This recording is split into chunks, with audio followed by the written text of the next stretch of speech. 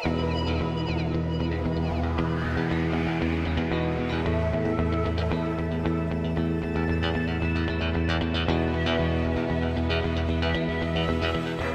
my name is Lance Morimoto. I'm a principal in our consulting practice aligned to our strategy and analytics offering portfolio. I do most of my work in federal health, and I'm proud to be our partner champion for the Greater Washington Area Asian Business Resource Group. Awesome.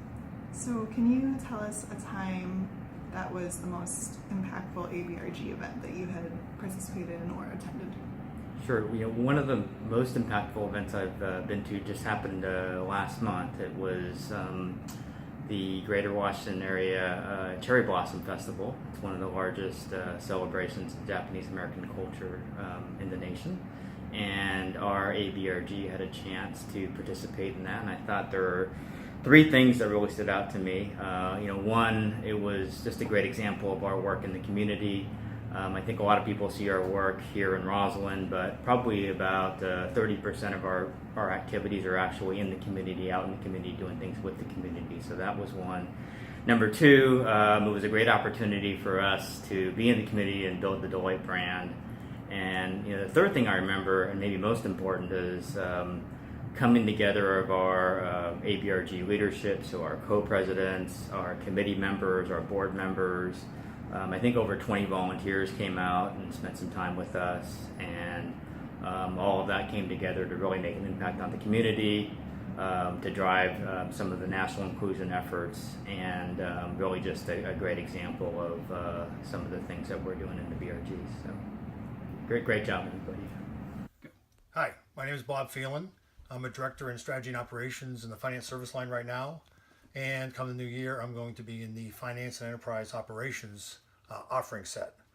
I've been with the firm 9 years. This is my 6 year as a director and third year now, I believe, running the Armed Forces BRG.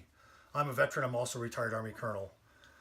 First, the BRG, the Armed Forces BRG focuses on two major aspects. One is internally with our veteran hires, helping them be successful. And secondly, with veterans and non-veterans alike, giving back to the community in terms of helping veterans transition to the world. Well, my experience now is we recognize the differences between the different groups that are either formed by the BRG or whatever the case may be.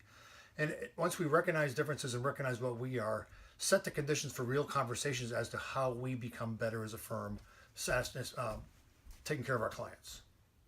So let me draw that from my personal experience. 5 years ago, when I was going through the PPMD process, I started going through the deck of my value proposition with a senior leader, and she stopped me and she said, "What you have here is the tiara syndrome." And I said, "What is that?"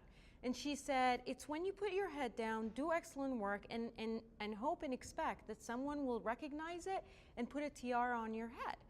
And I said, "Oh." And she's like, "You need to not be shy and say why you're good and why you are here and why you need this and why you deserve this."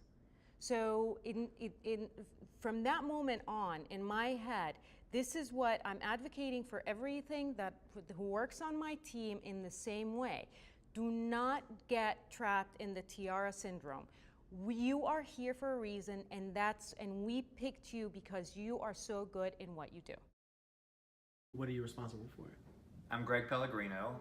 I'm a principal in consulting in the customer experience and applied design market offering, and I lead our relationship with the White House and the Veterans Affairs Administration.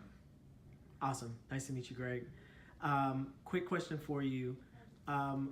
What would you do to encourage the value of diversity in the workplace for those who may not necessarily see its value?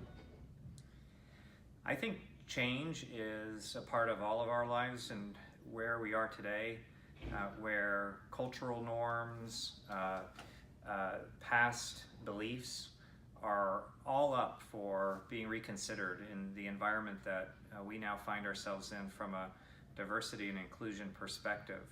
And I think for our professionals who are on that journey, thinking through how past beliefs and thoughts that they have no longer apply, means that they're going to need to master this new environment of inclusion as a key part of a career strategy that's going to play out over, in many cases, multiple decades, I don't think this is negotiable. I think that it's table stakes for professionals in any walk of life, any industry, to be embracing what it means to be inclusive from the minute you wake up in the morning to the minute you go to sleep, and everything that is going to be needed for us to be able to embrace all types of thoughts, all types of backgrounds and perspectives in the work that we do, is not only going to make great leaders in the future, but it's also going to make our organization great.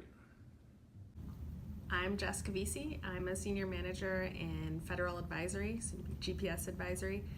I traditionally sit in our forensic analytics practice, but I'm serving in the chief of staff role to our federal advisory leader, Matt Widmer, right now. D&I to me is incredibly important to everything we do, not just here at Deloitte, but across the business world.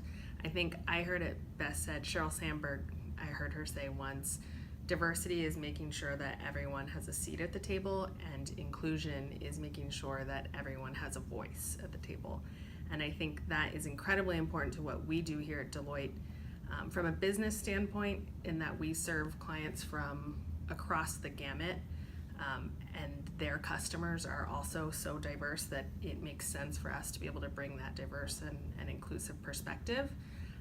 And from a human side of things, it's just the right thing to do to enable our professionals to come to work every day and be exactly who they are and bring their authentic self.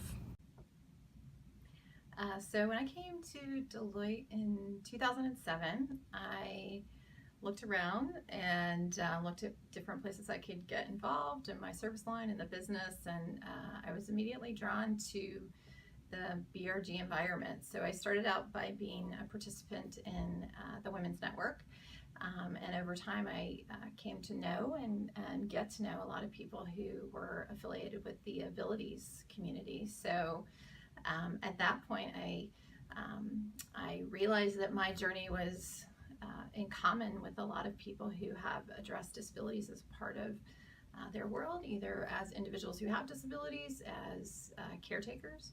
And I made a deliberate decision that that was a place that I wanted to invest, and quickly thereafter got involved with some of the discussions at a national level and across the greater Washington area. And it's been terrific, and something I continually realize is enriching my overall Deloitte experience.